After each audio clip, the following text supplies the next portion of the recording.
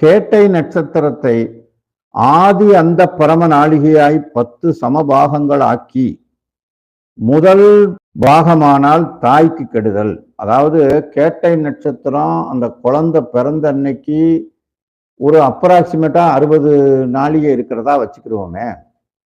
அப்ப பைத்தார 60, 6 நாளிகைக்கு ஒரு பாகம்னு வச்சுக்கிற வேண்டியது. 10 பிரிக்க சொல்லியிருக்காங்கல்ல. 10 சம பங்கா போட்டா என்ன அர்த்தம்? 60 நாளிகையை 10ஆல வகுத்தோம்னா 6 நாளிகை ஒரு பங்கு. அப்படி ஒரு பங்கா ஒரு பலனை சொல்லியிருக்கு. இந்த பாதத்துக்கு 1ஆம் பாதம் 2ஆம் பாதம் சொன்ன மாதிரி இது பாகங்களுக்கும் பங்கு சொல்லியிருக்கு. அதுல முதல் பாகமா இருந்தா 6 நாளிகைக்குள்ள அந்த குழந்தை பிறந்திருந்தா தாய்க்கு கெடுதலாம். 2ஆம் பாகமானால், அதாவது 6வது நாளிகையிலிருந்து 12வது நாளிகைக்குள்ள அப்படி எடுக்கணும். முதல்ல இருந்து 12வது நாளிகைக்குள்ளன்னு இல்லை, 6ல இருந்து 12க்குள்ள ஒரு கண்டம் அந்த குழந்தை பிறந்திருந்தா 6 to 12க்குள்ள பிறந்தால், அதாவது 7 நாளிகையில ஒரு குழந்தை பிறக்குதுன்னா அது தந்தைக்கு கண்டம்.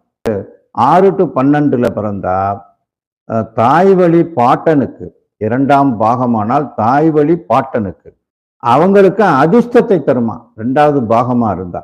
3ஆம் பாகமானால் தாய் மாமனுக்கு அதிர்ஷ்டம்.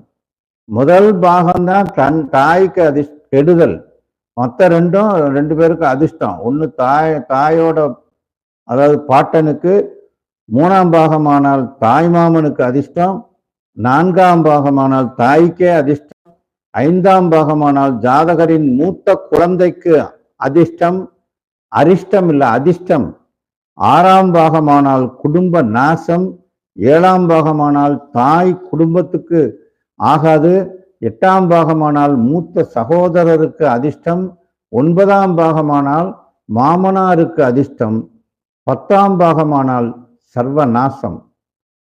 ஆயில்ய நட்சத்திரம் முதல் பாகமானால் நன்மையே தரும், 2ஆம் பாகமானால் தனநாசம், 3ஆம் பாகமானால் தாய்க்கு அதிர்ஷ்டம், 4ஆம் பாகமானால் தந்தைக்கு அதிர்ஷ்டம்.